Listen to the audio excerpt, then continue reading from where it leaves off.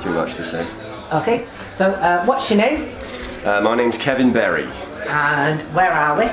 We are currently in the back room, the VIP space, in Port Sunlight Rugby Club.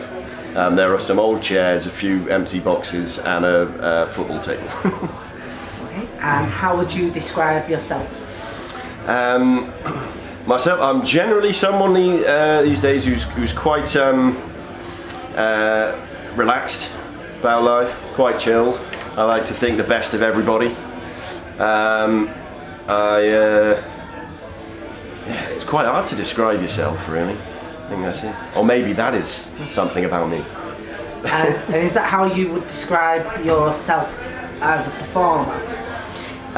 Yeah, I find performing was quite unusual because, or usual, this is what normally happens, I'm guessing, but I didn't know until I stood up on stage who I was going to be on stage, like what my character was going to be, and I had some ideas of what I might be like, but I did my first few shows and I was just kind of myself, and then people started feeding back and saying, oh, you're funny, but you're kind of that kind of miserable funny, that kind of Jack D grumpy funny.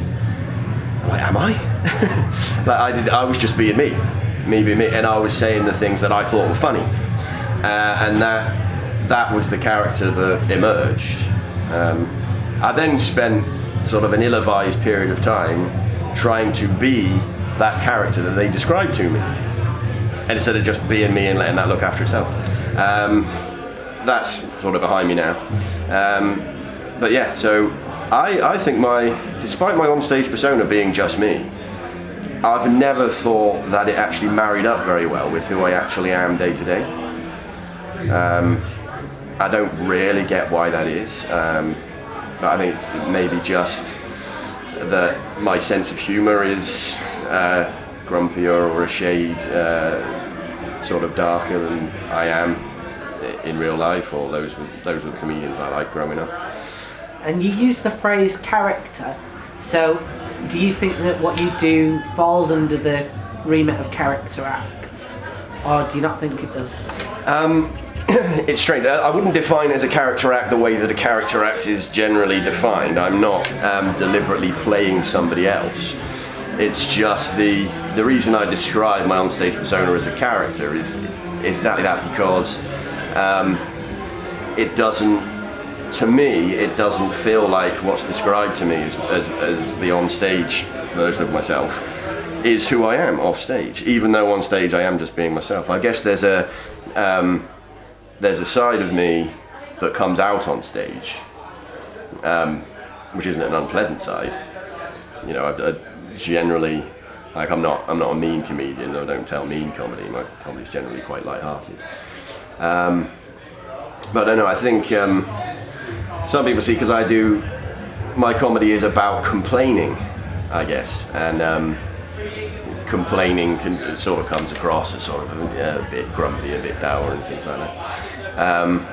And so that's the character people see, which is, like I say, is different to who I am, who I think I am. And so does that version of you that's on stage, does that exist purely for the time that you're on stage, or is there any overlap for before you go on and after you come off? It's interesting because what will sort of happen, I think you'll probably find that the people I have worked with in the old day jobs would probably recognise the on-stage character, but as something that I like revert to or sort of become periodically just in everyday life. Because if something happens sort of day to day, usually something inconsequential, and I'll stand up and go on a bit of a rant about it. Now I will basically become my on-stage character, sort of in my everyday life, just for the purposes of amusing my colleagues or whatever. But again, that's not conscious either. Like, I don't sit there and go, oh, I'll give them 10 minutes of Kevin Berry on stage now. I'll just be like, something's got in the head, and I'll just chuck it out there. So I think, I don't think anybody that knows me very well is surprised by who I am on stage. And so how much control over becoming that character do you feel like you have? I find that quite an interesting question, actually, because on the one hand you could see, I could at any time make a decision. No, actually, I'm not going to bother. If I'm not feeling it, I'm not going to do them in 10 minutes for the office manager. But then equally, could I actually do that? I don't know. Like, would I be happy if I just cut that out of my performance through life? This is a question of us all having different sides of ourselves and different sort of masks that we wear. But I don't. I will drop in and out of mine all the time, rather than just having one for work, one for home, one for wherever. I'll just drop in and out. And the funny was, because we're here at the rugby club, and I play rugby for the team, and we've just done the show, and that's the first time they'd found out that I did comedy, but that is the first time that I've ever performed in front of them, and some of them were quite surprised by the sort of standard I was working at, I guess, or the on-stage persona I have, or the kind of material I was doing, because that's not the me that they necessarily know, through playing the rugby. So that's obviously a sort of another different mask that I have. So, I mean, you mentioned like wearing a mask, and particularly usually in response to another situation, something annoyed you, for example.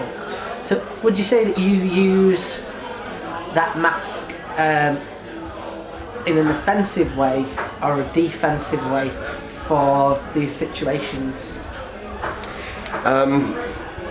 It's interesting, because it probably sort of depends on the definition. 'Cause I wouldn't necessarily immediately gravitate towards the idea that it's defensive, because if I sort of feel like I am under attack, in inverted commas, I'm someone who tends more to go into their shell than to come out with this.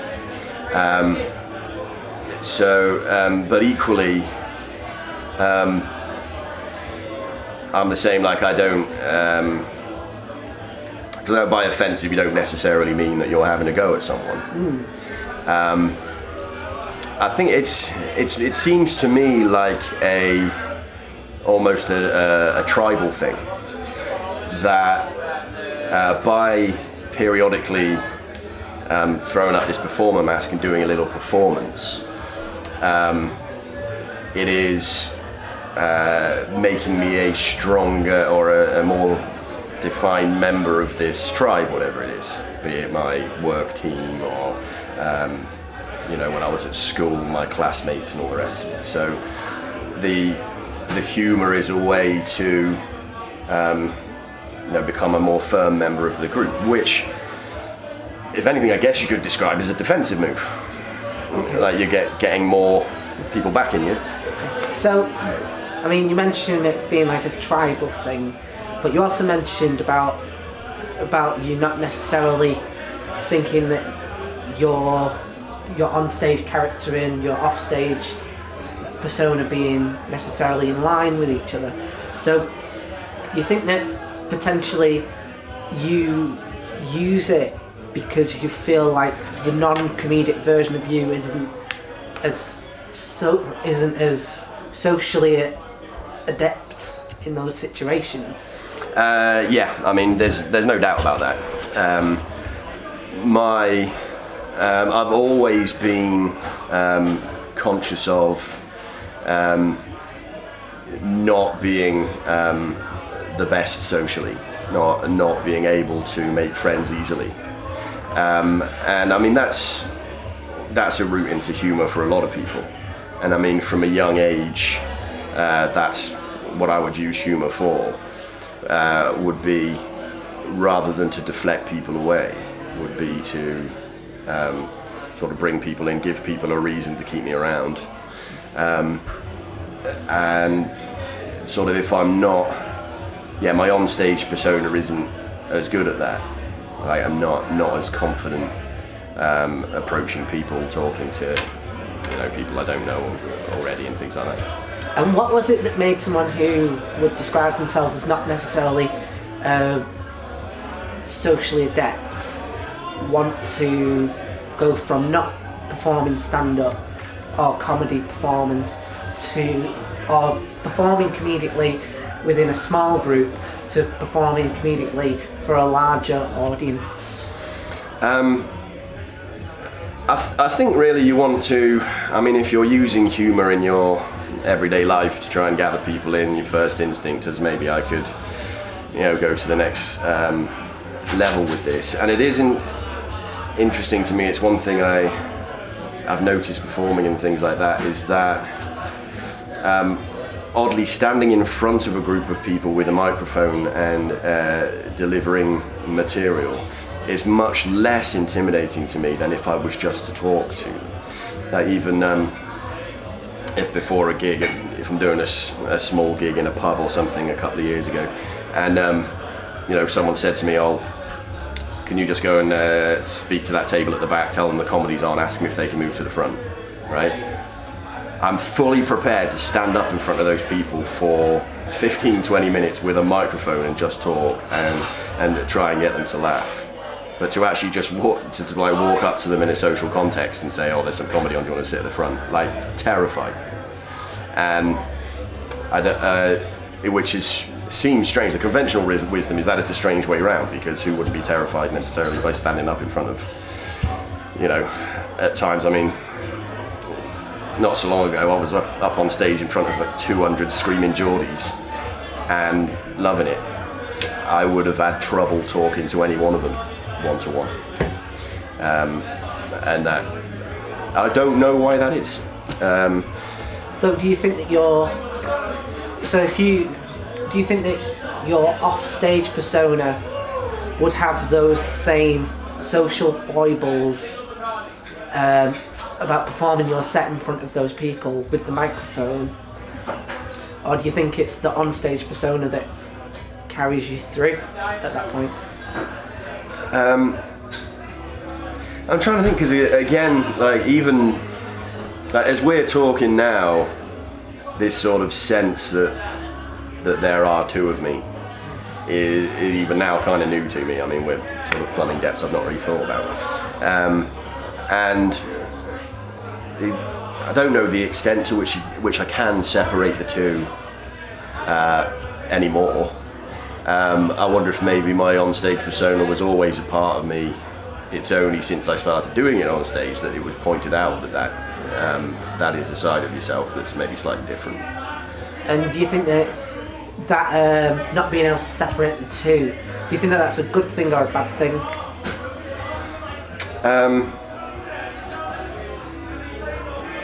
It's interesting, because the sort of one question that could come from that is that if I could choose one of them to be all the time, like which one would I be? Like, if I thought that my on-stage persona, who's happy to talk to loads of people, he's socially good to talk to loads of people, he's funny, people like him, whatever, would I want to be that person all the time?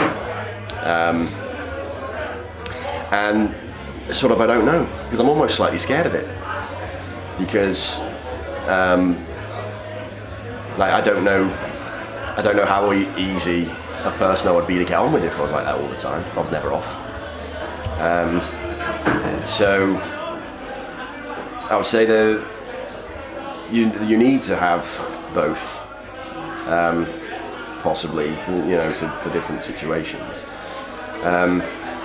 But you always want to be. The thing is, people always want to be seen. This recognition hunger. People have different levels of this recognition hunger. Like I want an acknowledgement of my existence. I want people to see that I am here. and that goes everything from people playing up in classrooms at school and everything else. Just need recognition, and it doesn't necessarily matter where it comes from.